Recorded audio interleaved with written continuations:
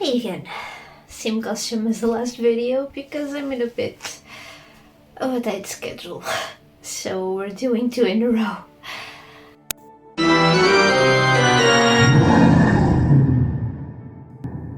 This time it's Nel-chan from Bleach.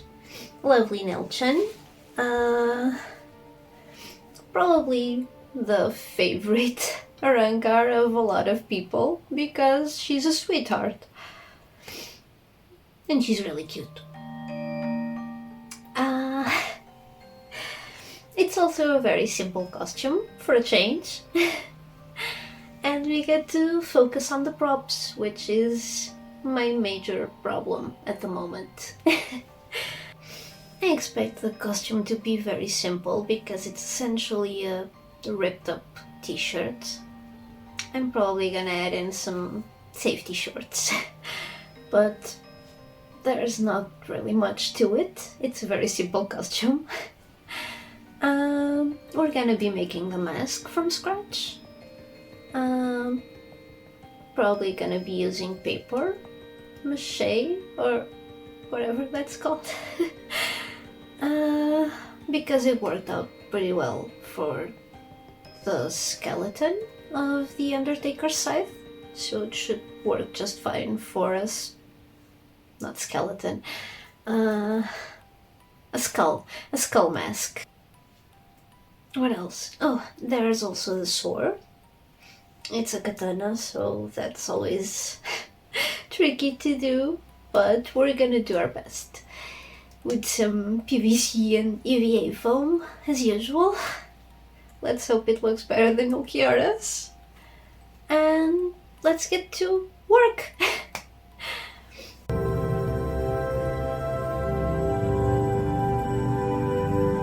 First, I got 2 different shapes, but same colored wigs for this.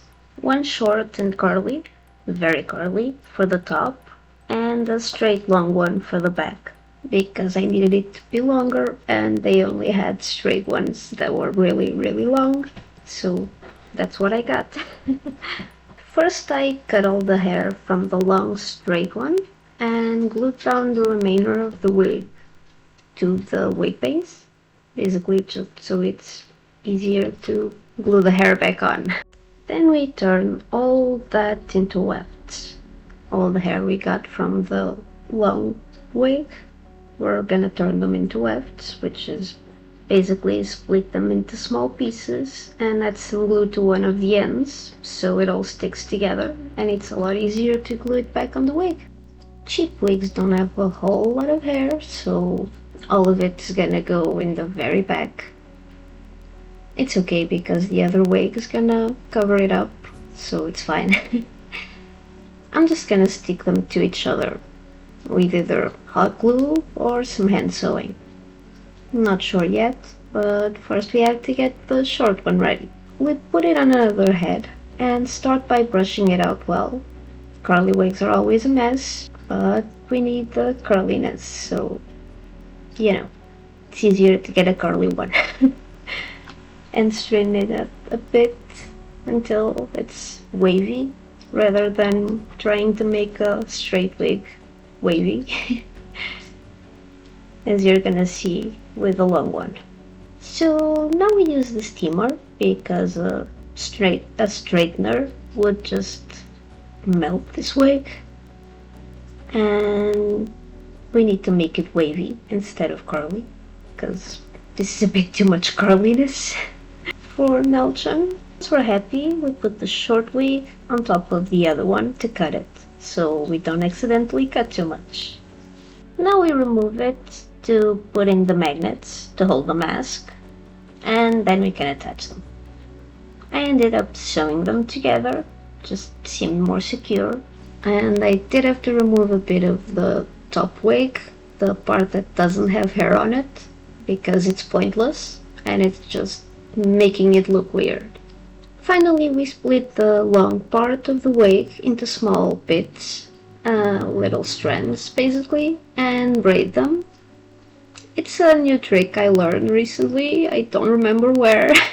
After I braided all the long hair, I steamed it through for a bit and then left it to cool until the next day. Once you remove the braids and brush it out, it should be close to the waviness of the top. And that's our wig. Well, I had to do one more step. I had to dye mine slightly because it's a bit too blue, and in the anime it looks, kind of greenish. In the manga it was full on green, I'm pretty sure. But I'm doing the anime version. So that's blue but greenish. So I'm using basically alcohol and a Sharpie. It was my first attempt, but that wasn't quite green enough, so I ended up using the usual mix of 50% acrylic paint and 40% alcohol with like a little bit of water just to help mix them together, because alcohol's weird. I didn't record this part because the camera's tripod is holding the wig.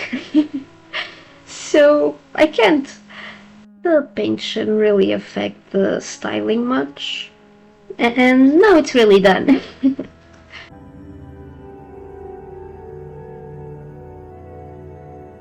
Now for the mask. I started with my usual base mask, nicely wrapped in plastic wrap so it doesn't stick to the one I'm making. This is my usual mask because I know it fits over my face with glasses on, and that's great. Then I started placing paper around the face until it covered as much as I needed. I set it with a mix of about 60 to 70% white glue and the rest water, and let it dry until the next day. The next step was the horns. They need some structure, so we used tinfoil as filler, as you would do with clay, and just wrapped it until it looked about right. Shape is also important, so I used the reference to shape and place them. I first wrapped them in painter's tape because it sticks better to the paper than the tinfoil does. And now we place the horns on the mask with hot glue, and then continue covering the entire mask in paper and glue until we're happy. I'm new to this stuff too, so might not be the best explanation, but that's basically just keep adding pieces until it looks right. Just add more when you need more volume and try to blend it out, sort of. And then the glue should do the rest. Then we add a couple layers of just glue at the end, just to make it smoother. I'm not really gonna sand the mask because I kinda like the texture, and bones are not perfectly smooth anyway, so should be fine. Then we let it dry for a day or two again, and then we can paint.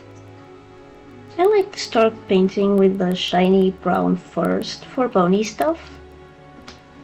It's kind of a lazy shading.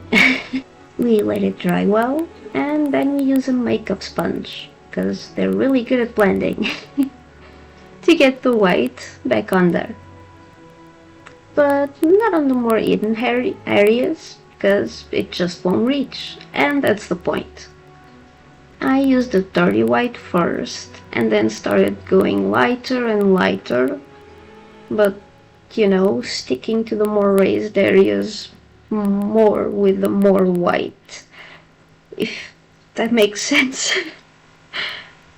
And now we just do the black lines where needed, like around the eyes, on the little crack on the mask, on the horns, the shaded parts. Once it dries, we put in the magnets that will hold it in place. A lot of magnets.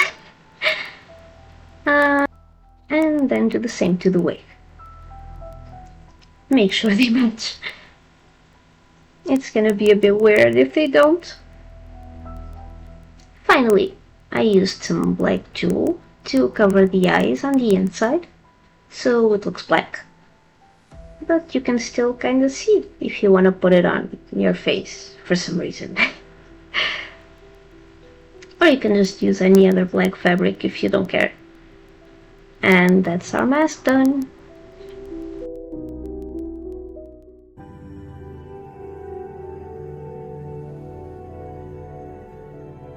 And the costume. You can probably make this out of a big t-shirt or two, but to be perfectly honest, buying a meter of fabric was cheaper and it was better quality, so that's what I did. We start by cutting basically a very short t-shirt, a very short circle skirt, and some tiny shorts. I literally used my other shorts that I use under skirts to get the pattern for the shorts, as you can probably see. And that's perfectly fine. It works pretty well actually, if you just been in the right place. Let me start by sewing the shirt, adding in some short sleeves, and then hacking up all the edges of them. This fabric won't fray, so no need to finish it any more than that. Next, the skirt. It's pretty simple, just sew the sides and we're done for now.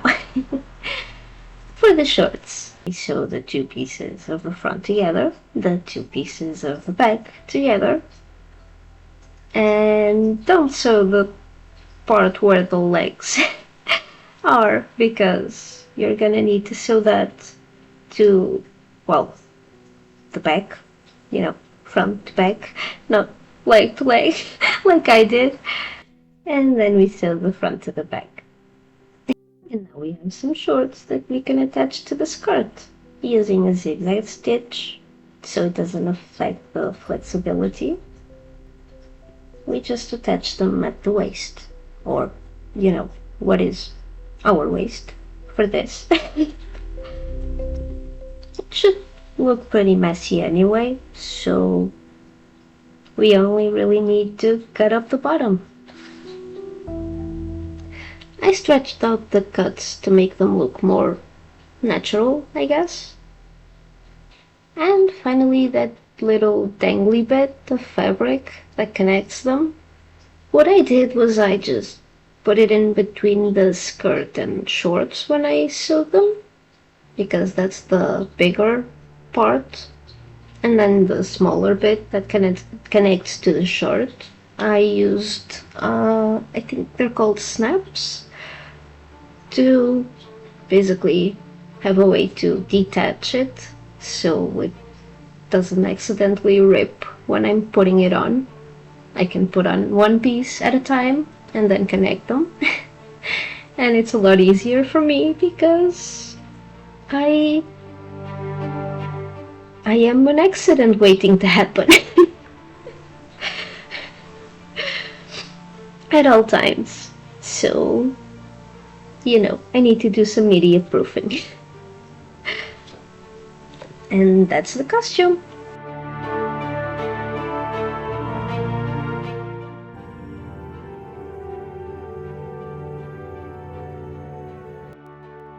The final piece is the sword, for which I have no sheath because my dremel broke. Literally in the middle of the process, so even the sword doesn't look perfect. But it's not bad. It actually looks pretty decent. So here is the process. We start by cutting the pieces out of 5mm EVA foam. The blade initially had only 3 layers, like Kolkiara's, but I couldn't flatten the PVC pipe enough, so I added a 4th one later on. The hilt does have the 4 layers from the start, which I probably should have done to the sword as well. But I was hopeful. The guard only has 2, because it's the guard. Doesn't need to be that thick. You already know there's a PVC pipe inside for structure. And we used hot glue this time to attach everything, because all the babies decided to stay with me today, so we can't use anything toxic. And by babies I mean the cats and dogs, of course. With a little care we get the same result, just you need a lot of care.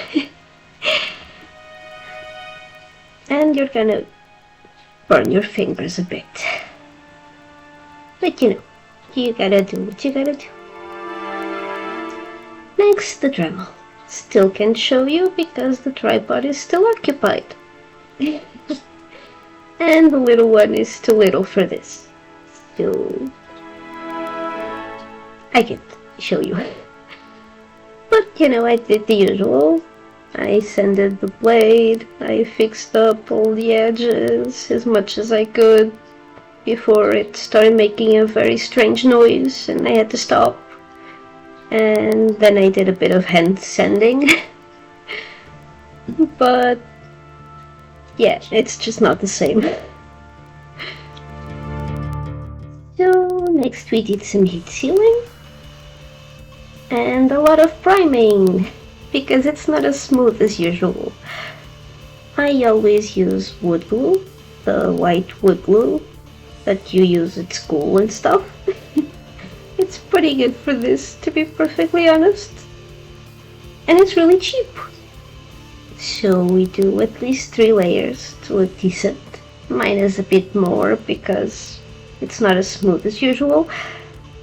And then we can paint. First black, because it makes the silver look shinier on top of it. Then we go over it with a dark silver all over it, except the part of the hilt that we're gonna be tying. That's just gonna stay white for now. And now really shiny silver, applied with a sponge, only on the sharper side and the edges. And on the little hill part where we're gonna tie it, because it's sort of shiny and we want to make it shiny, right? Then we add some shiny varnish to the entire thing, we let it dry, and we start tying this thing.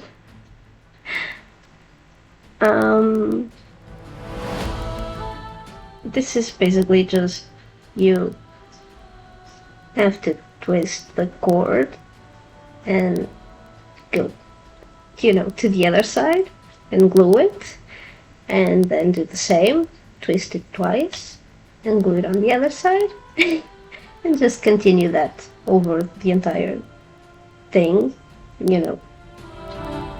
I'm not very good at explanation.